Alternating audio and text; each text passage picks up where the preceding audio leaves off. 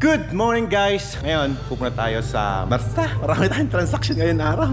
Lutang pa po, kakagising ko lang. May drive na tayong maganda. Morning, Mami!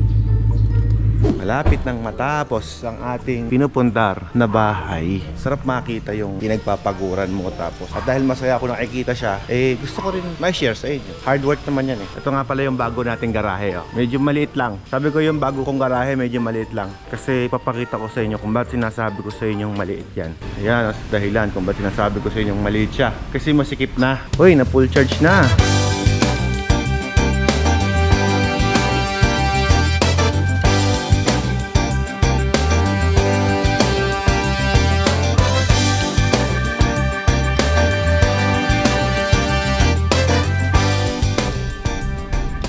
Kung napanood nyo nung previous vlog natin, di ba guys, nag-apply tayo ng Chinese visa natin. Mabilis lang talaga yun, 3 days lang yun, di ba? Pero inabot kasi kami ng Saturday sa Sunday. So that would be releasing ngayon, inabot ng 5 days. At ngayon, kukunin natin siya doon sa Chinese Embassy. Umaga, check-in tayo dito sa Subic Clark Tarlac. Kaya pala may ambulansya kanina pa. Na-overtaken ko yan kanina So may traffic jam dito. Happening now dito sa expressway sa STEX. So, STEX bumaliktad yung SUV. Oh, mga Montero. Grabe, sana okay lang sila. Kaya tawag ako ng hindi ako magpapagas. Since sinatawag niyo ako, huminto tuloy ako Electric car kasi. Gusto ko lang sana maglinis ng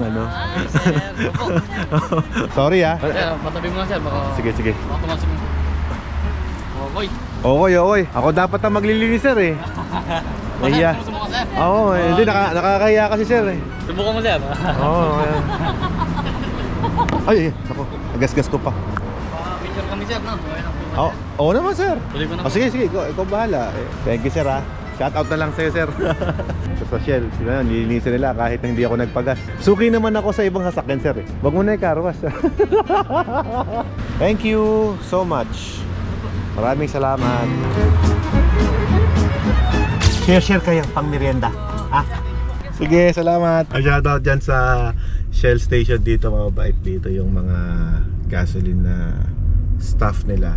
Kahapon lang, dumaan ako dyan ako nagpagas gamit yung van natin, nung hitid natin yung 1300 natin sa BMW. Syempre kapag ka naka 4 wheels ka kasi, hindi naman nila masyadong nakikita yung kung sino ka. Pero yun nga, naka-follow pala sa akin yung mga staff dyan. So thank you so much sa inyo guys. So ko lang din i-share sa inyo, bakit nga ba ako nagpalinis ng windshield ko? Hindi lang dahil sa gusto kong makita ng maayos yung kalsada, dahil sa syempre nakakaduling din kasi kapag madumihan. At the same time, yun na rin yung chance ko para matanggal yung antok ko. Kasi nakita nyo kanina yung bumaliktad na Montero Sports. May malaking possibility na kaya bumaliktad yon kasi inantok yon. Yung pag gano'n niya, biglang nakabig niya yung manibela, kaya gumanon yung sasakyan.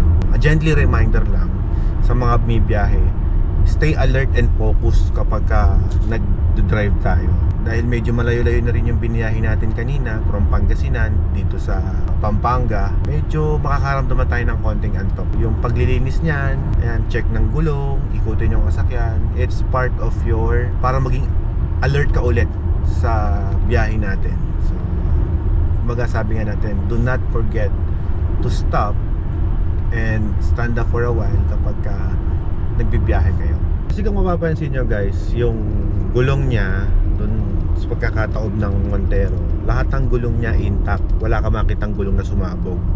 So technically hindi yun sa gulong, at malaki ang possibility na yun na nakaidlip siya kasi wala naman siyang kasalubong, wala ding kabanggaan, mag-isa lang niyang umikot Sabi nga nila, 'di ba? Hindi naman alcohol na yung lasing ang pinakamaraming insidente. Pinakamaraming aksidente yung antok. Kaya stay focused guys when you are driving. Ang bilis ng biyahe namin guys Ayan, 51% na tayo natira mula Pangasinan. Ngayon dito tayo sa may Toll Plaza ng Bukawi. Yun yung Bukawi. So I think ito sa pa ng Bukawi to. Andito na nga kami ngayon sa Skyway Stage 3. At ngayon Malapit-lapit na tayo sa lugar na pupuntahan natin dito sa may Chinese Embassy. Habang kami naman ay nag-iisip kung paano yung ride namin bukas sa Bigan. After nito guys, tatakbo kami ng Bigan ni Ella. Hopefully maayos na yung ating 1300 GS. So papaalam natin yan sa BMW kung okay na ba yung motor na pinagawa natin kahapon. Hopefully magamit natin. Kung hindi naman, yung 1250 ang gagamitin natin. Yung nakagandahan din pagka mayroon kang mga spare bike, no? Hindi pa nakapag-prepare ng gamit si Mrs. So nag-worry siya. So, Hindi ako nag-worry. Gusto ko lang umuwi ka. gusto niya umuwi agad. Pero marami pa kaming side trip kasi ngayon. Dadaan kami dyan sa Pro Gadget PH. Kukunin natin yung pangako niya yung drone. Anyway, paulan na nga pala, medyo masama ang panahon dahil may bagyo. Sana hindi naman tayo buti ng malakas na ulan habang nagbibiyahe tayo papuntang Bigan. Matapos nga pa namin dito sa ride natin sa Bigan, tatakbo kami ni Ella ng Thailand. Experience natin yung ride natin ng BMW ba gamitin doon? Yeah, Chiang Mai. Sa Chiang Mai. Susubukan natin ngayon yung ganda ng kanilang kalsada doon sa Thailand. At sabi nila napakaganda raw ng kalsada doon. And doon ako na-excite actually. Na sinabi sa akin ng isang rider na sa lahat ng bansa na kanyang pinuntahan, yung Thailand daw ang pinaka may magandang kalsada. So gusto kong malaman yan at ma-experience yan. Kaya pupunta rin tayo doon para masubukan naman natin yung Thailand natin. Sigurado ko napanood nyo na to guys, mga upcoming vlog natin. Ako kasi mag-edit nun, so kumbaga ride and edit ang mangyayari sa atin. So pagpasensya nyo na, medyo magiging less ang edit, raw ang effects. So magiging medyo plain lang yan. So pang YouTube naman yung gagawin natin video doon. Yan, excited ako, magta-Thailand tayo. And di tayo pupunta ron para mamili ng mga Thai concept, no? Ngayon, si Elotot nga pala, ilalapag din natin yan sa February dyan sa show ng ating kaibigan na si All About Wheels Manila. Look at the animation here. Napakalupit, di ba? Oh, ha? Ito yung mapa na in case na nagpe-play ka ng ibang music dyan or what. For example, naka-CarPlay ka. O yan, yan ay itsura niyan. Nakakonect yan sa phone kasi. Pag navigation naman yan, marami siyang function. Kaya pala dalawa yung kanyang GPS. Meron dito at meron dito. Para in case na may ginagawa ka dito sa kabilang side, ay meron ka pa ring monitor dito sa harap mo kung saan makikita mo yung lugar na pupuntahan mo. Diba? Very clever, diba? Tsaka ang kagandahan dito, etong built-in nila na to, built by BMW. Ito po ay merong 3.5 kilometers. Nandun na kami sa destination na pupuntahan namin at 11 minutes. Ngayon, nakalagay na rin dyan yung battery percentage kung ilan yung matitira kapag bumiyahe tayo dyan. So, 43% yung matitira. At ito naman, 44% na lang. Ngayon, ibig sabihin, sobrang lapit na natin. Ngayon, kapag pauwi na tayo ng Pangasinan, same scenario. Makikita mo na rin doon kung ilang porsyento ng baterya ang inyong matitira dito sa kotse natin. Ganon siya kagaling. At nagbabalik na naman nga po ang probinsyano dito sa malalaking building na to. Kung napanood nyo po yung last episode natin, galing nga tayo dito nung nakaraan. Ngayon, nandito na naman kami. Ayun yung sinasabi ko sa inyo, yung 3D. Meron na dito, di ba? Meron pa dito. Bukod sa meron ka ng ganong signal, meron pa yung lumalabas na nasa bandang side kapag malapit ka na dun sa lilikuan mo. Ayun no. Ayun no. Kita niyo yun. Eh, dun ako nakikita niyo yun. Yun yung maliit na yun. Habang lumalapit ka, lumalaki yan. Na parang bang naglalaro ka ng GTA. Parang nagdadrive ka ng kotse sa PS5. Ganyan. Ito na ngayon yung mga lugar kung saan pwede kayong mag-parking. Pero gusto namin sa Greenbelt. Ayun, may mga parking area din naman yan mga yan. Kuha ng card dito. Good morning. Thank you. Alam ko na rin yung electric car charger dito. Kinukuha pa nila yung remaining battery charge natin bago nag-charge tayo dito sa lugar na to. At 42% yung remaining battery natin. Ngayon, in-scan ko na to, same old story kung ano yung ginagawa natin before. At pag slide mong ganyan, mag-loading siya at yan palang mag-start yung kanyang charging. Locks and sit back. So dito makikita natin kung nag-charge na siya. Yun. So nakita natin may 16 seconds charging na siya. So pwede mong i-stop, pwede mong i-charge dyan. So balikan na lang natin yan mamaya. Thank you sir. Ayun naman. Papunta na kami sa aming pakay talaga dito sa Greenbelt. Dito kami guys ngayon sa Greenbelt 3. Napaka-solid ng lugar. Ganda. Dito tayo mami. Papunta yung Greenbelt 5.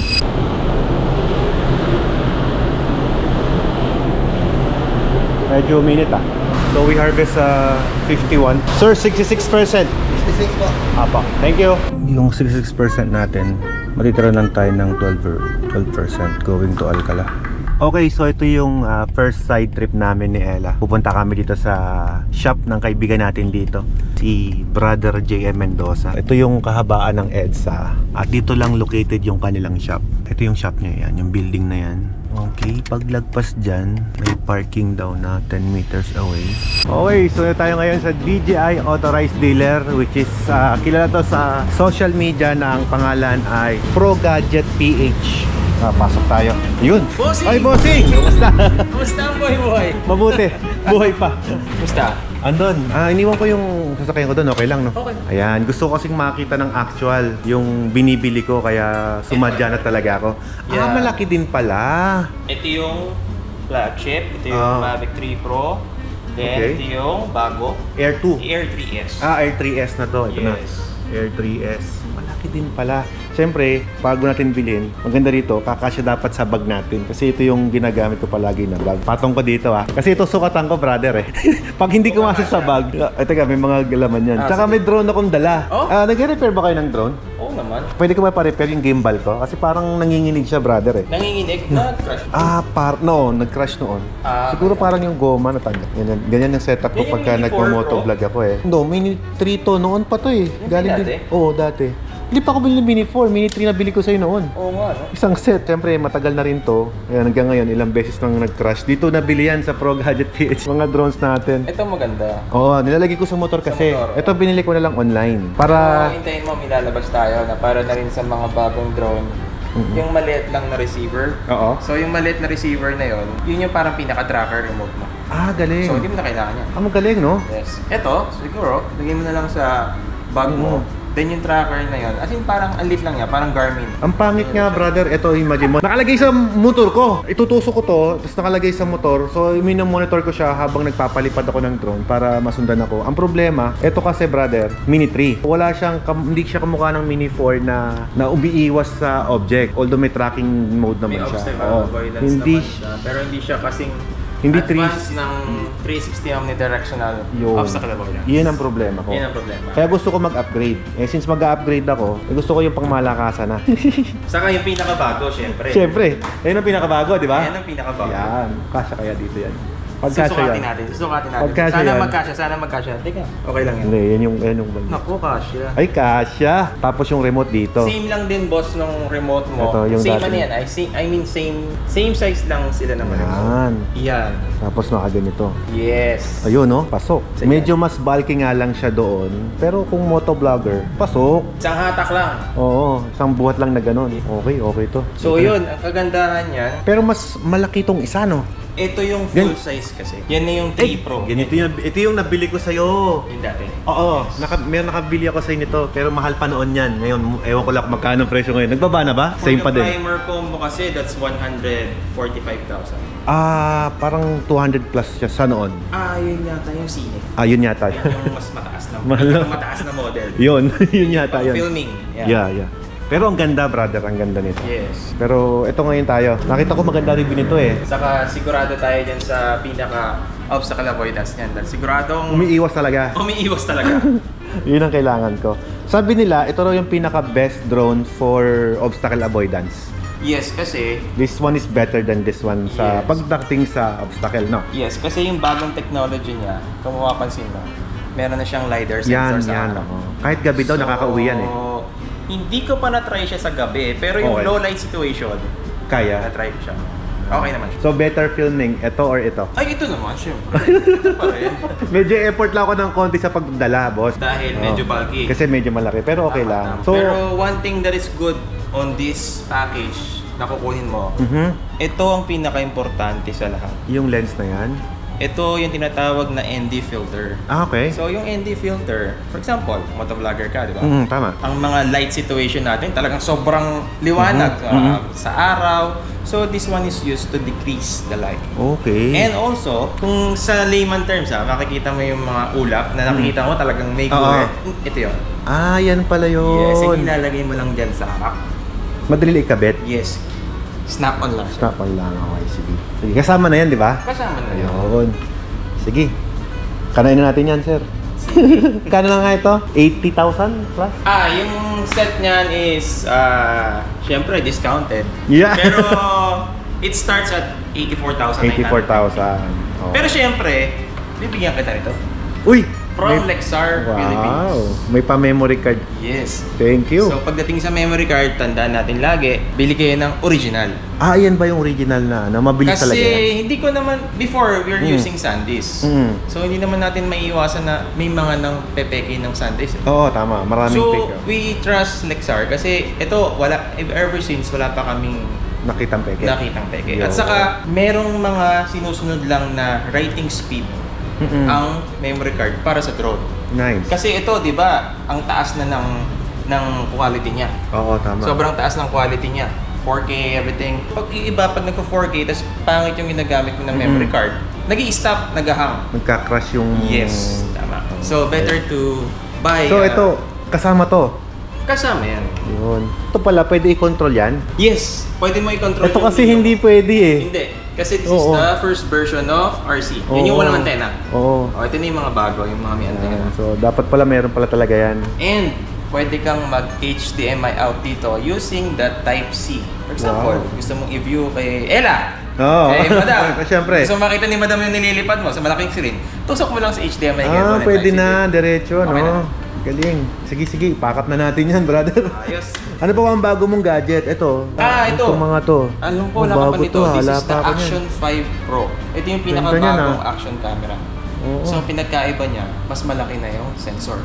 Pwede bang buksan? Oh, so Nabuksan ibig ba? sabihin, mas maganda na Ganda siya sa to, low light situation. Drone lang ang ano ko, target ko, idol eh. Bira. Wala namang problema, di isama na natin yan. Ang ganda. Ang laki. Yes. No? Yan ang pinagkaiba na Ang laki mo. yan yung mga ginagamit nila ngayon. Wow. Sobrang wide ng dynamic range niya kasi nga, Grabe, lumaki oh. na yung sensor niya. Ito pala, guys, si Brother JM pala, gumagawa pala ng drone. So, ito yung drone na medyo tinamaan ng konting gimbal natin nung nahulog siya eh. Dinagit kasi ng ibon to, brother. Ay talaga? Oh, sa likod. Dahil? Naglag siya. Lip taas. Nag-vlog ako tapos biglang nagpapalipad ako tapos naglag Buti hindi siya. nag-drop. Yung ating drone ay wala na. Sumabit sa puno. Ayan, gumagalaw siya. Mami, sira na. Tapos natin. Kaya nasira yung drone namin guys dahil sa agila. Sayang di mo na video yung agila kasi patalikod ka tinira eh. Crush talaga. Puno. Pero buo pa rin, ano? Buo, ayun, may mga may mga tama. signs of ano. Oo, Pero tama. matatanggal naman natin yan. Ay, thank you. So, dito muna siya sa doktor niya. Teka, Confine muna, confine. confine. Kunin ko lang yung memory card kasi may edit pa akong video dito eh. Libre mo to. Okay, thank you. Grabe, dami kong freebies. Baka yung ibang customer maghanap ng libre sa'yo. Ang bibilin lang dapat niya yung Air 2S Ayun. kaso Nako, may nasama. na-scam ako nun. Nabudol. Nabudol ako. Ayun pa oh. Siyempre, ito, kailangan mo sa pag-ride. Pag motovlogger ka. Yes, kahit saan pwede mo siyang ikapit. Kahit sa handlebar or any. Basta may tubings, parang ganun. Okay na tayo sa drone natin. Chinek ko naman yung gamit ko guys. Walang nadagdag dito. Wala akong naibulsa, brother. Yung mga controller mo, sa'yo lang yan. Dyan lang yan. Ito kasi nakita ko lang to. Ang ganda, guys. Ang ganda nito. Sa mga naghahanap pala, guys, ng mga commercial drone, ito pala yon. Yan yung mga malilit na yan. Yan, usually yung bibili mo sa mga malls na nakikita mo. Pero ito pala, mga enterprise drone pala yan. Ayan mga yan. So ako tutuloy na ako. So na nakapag-shopping na ako. Ang dami kong napamili yan, oh. Uy! Ang dami! I-unbox natin to at panoorin nyo lang sa ating Facebook yung ating unboxing ito at ilalabas ko rin naman sa YouTube natin siguro content natin or next video natin meron ako mga share sa inyo kung ano yung mga bago nating devices. Boss, thank you so much again. Thank you so much. Thank you. Ingat. Bye bye. Pro Gadget PH. Ay, paano ba ito binubuksan? Thank you, brother. Ayan, so hanapin nyo lang yung logo nila na yan na Pro Gadget PH. Thank you very much nga pala kay Brother JM Mendoza for giving me a big discount Pro Gadget PH. Yan, solid. So, binabalik-balikan natin yan dahil sa maganda naman yung kanilang mga after sales at sa katunayan ngayon, ginawa niya ng libre yung ating DJI na nasira, na nahulog nung previous vlog natin. So, yeah, thank you so much. Wow, all-time favorite lugaw sa mga pantok at baboy. Okay, tapos na kami kumain ng lugaw dito. Lagi kami nag-stop over dito para kumain ng lugaw. At tama-tama din dahil malayo-layo pa yung bibiyahin natin pauwi ng Pangasinan. Medyo gising na ako. Yan, no? Kumintab nga yung natin Kumintab Ayos. Yung tin... Sir, 6 months, 8 months po siya nag-last. Ganon? Mag-ulit pa kami ng 8 months Opo. Ito yung product namin, sir. Wala namang acid rain pa yan kasi brand new yan eh. Opo. Ito, sir, pakita ko lang po. Yan, salamin. Pag kinukuha mo sir, di na siya nagagastos ng basta-basta. Tapos sir, pag umuulan sir, yung outcome ng tubig niyan sir, ganito na lang po. Para siyang dahon ng gabi. Water repellent, hydrophobic yung effect. Lumudas sumatalbog na ng paint. Naka-ceramic yan eh. Opo, tama-tama sir, naka-ceramic yan sir. Okay. Tapos meron din po kami pang-product sa pan-protectant po sa ceramic, yung wax po namin. Yung wax ninyo. Opo, cleaning wax. Anong product ninyo? Sige. So spotless po. Spotless. O yan sir, acid remover yan sir. Tapos meron kami ng wax sir. Magkano ganito? Sa market sir, ang isang bote na ganito sir, 2,000 po. Kung mga gustong bumili niyan, magkano yan dito? 2,000 dalawa na buy one take one sir. Okay. Sige sir, thank you ah. At na-experience ko yung Sir, inyong wax, sir, free baka service. magustuhan mo sir. Salamat salamat. Isang nakakatakot lang kapag konti na yung nakikita mo dun sa mileage mo. Sabi dito 10% na lang yung mileage natin. Kanina 9% yan, pero ngayon tumataas na siya. Siguro depende rin sa riding mode mo o riding style mo. Kung paano mo siya papaabutin ngayon sa Pangasinan. 47% battery life. Pero tingin ko malayo pa naman yan. Tsaka kapag hindi ka masyadong tumatapak ng preno, may free wheel lang yung kotse. Kusa siyang nagcha-charge. 137 kilometers tayo, tapos sa ating mileage ay 191 kilometer pa. Pero abot naman siguro. Okay, medyo madilim na yung kuha ng GoPro, pero tolerable naman. Kayang-kaya naman makita. Gusto ko lang i-share sa inyo yung ating battery percentage ngayon. Na mapapansin mo dun sa Google natin. Kanina 10% na lang, 'di ba? Ngayon, 14% na siya. Ibig sabihin, tumataas yung matitira sa baterya ko. Kanya lang, hindi ako nagpapatakbo ng mabilis. So, naka-efficient mode tayo. 13 kilometers na lang. Nasa bahay na tayo. Alright. Okay, we're here. Natiran kami ng battery. Eksaktong-eksakto ko ano yung naka-display kanina doon. 14%. Pwede pa kaming mag-travel ng 64 kilometers. O, diba? Kayang makauwi ni Pearl. Alright guys, so proven. Tested na natin. Voice na natin ginamit si Pearl ng balikan from Pangasinan to Manila. And it's legit na kaya niyang mag-travel ng balikan. Hello, Max! Good to see you. I know you went to Manila. I know. Ngayon lang ating vlog. Thank you so much. Bye-bye guys.